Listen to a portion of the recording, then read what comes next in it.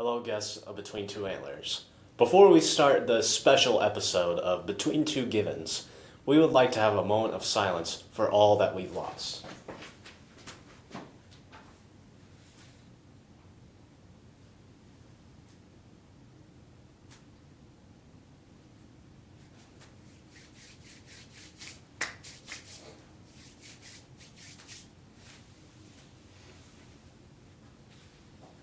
Thank you for that moment of silence.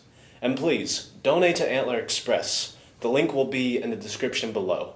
Now, enjoy this special episode of Between Two Givens. Enjoy the show. No one watches Between Two Antlers. Everyone only cares about strive. If only something were to happen today, and I mean anything.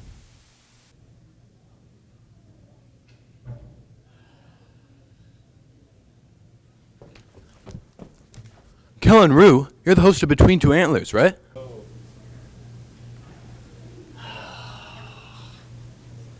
Yeah, so what?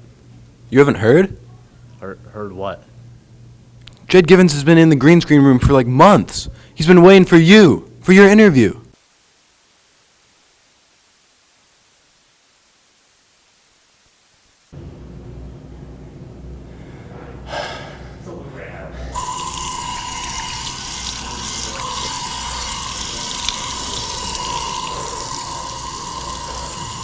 You can do this. You got this. Let's do this. Hi, I am Relin Kuzma.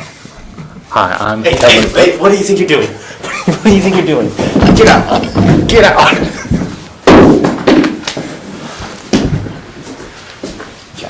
Get out! Get out! Get out!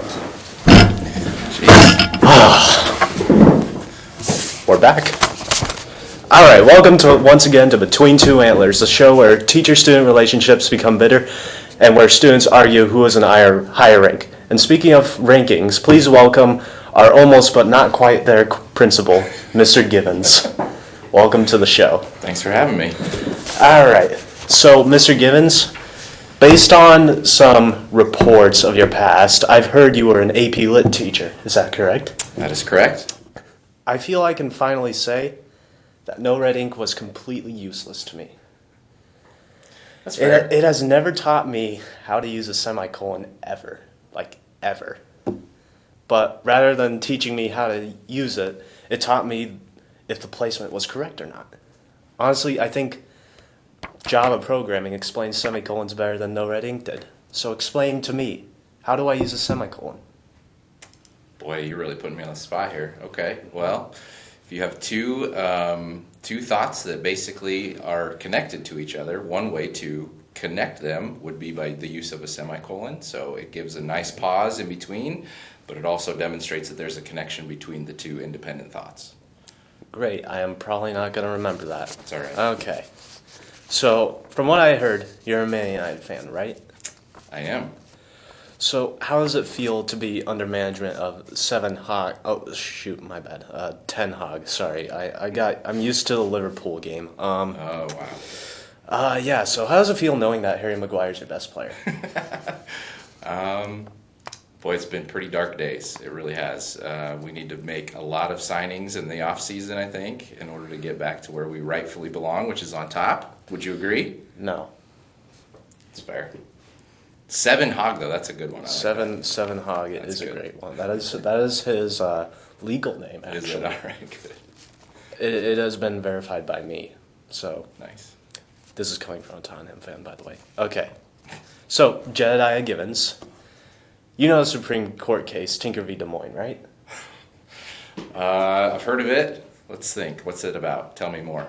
It is about students basically protesting Oh, sure, yeah. against the Vietnam War. Okay. So if I were to protest something, you couldn't do anything about it, right? If it wasn't disturbing the school day. I think that's the big piece. Yeah, you can't be disturbing learning of others. That's right. All right, well, in that case, I will be protesting absolutely nothing. Not even no red ink? Nope, nothing. Just nothing. Justice for Evan. All right, so how does it feel being the, sorry if this might feel sensitive to you, but Iron Fist of EHS? I don't know. I try not to rule with an iron fist, I guess, but I don't know. Is that my nickname behind closed doors or what? I don't think so. Okay, I just made that question up, Good. mostly. But anyways, what are your opinions on people screaming in the bathrooms? People screaming in the bathrooms? I am generally not a fan. So, what causes the screaming in the bathroom? Are people just scared of the toilets making noises, or are they scared of potty training? What's the deal? I believe if you're referring to the same incident that I was there for, I think somebody was having a lot of trouble with using the bathroom that day, and they just needed some assistance, and maybe the scream helped, get some things out that were perhaps stuck. I don't know. Okay. Wow. I didn't know bathrooms were so scary. I guess they are now. All right. If you weren't so idle and were a judge, you were a judge. Okay. Let me take a couple steps back.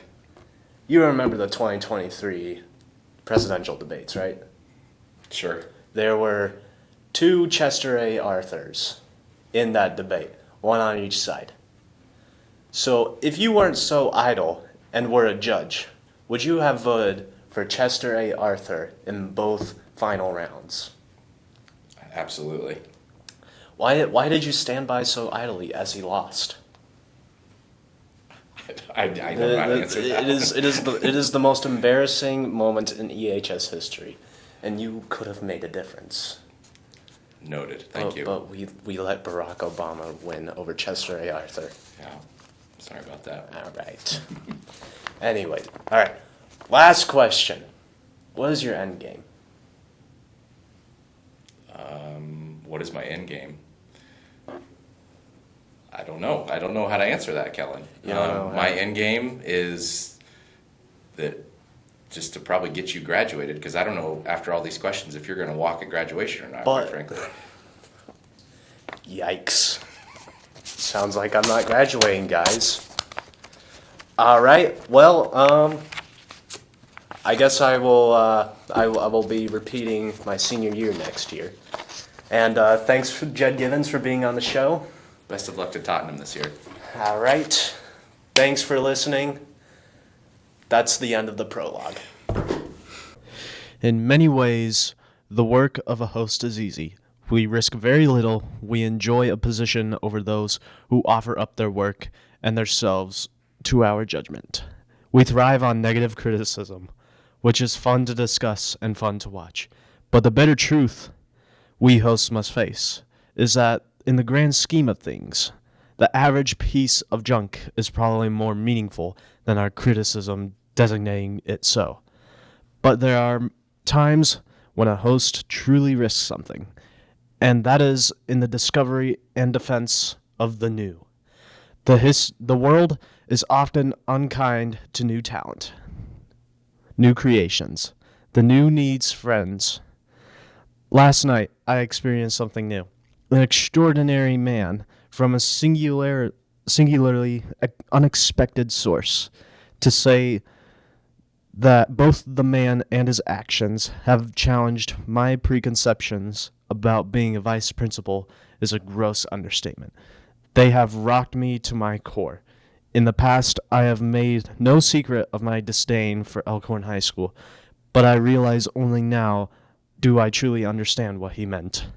Not everyone can become a great vice principal, but a great vice principal can come from anywhere, and it is difficult to imagine more humble origins than those of the genius now cooking at Elkhorn High School, who is, in this critic's opinion, nothing less than the finest vice principal in Nebraska. I will be returning to Elkhorn High School soon, hungry for more.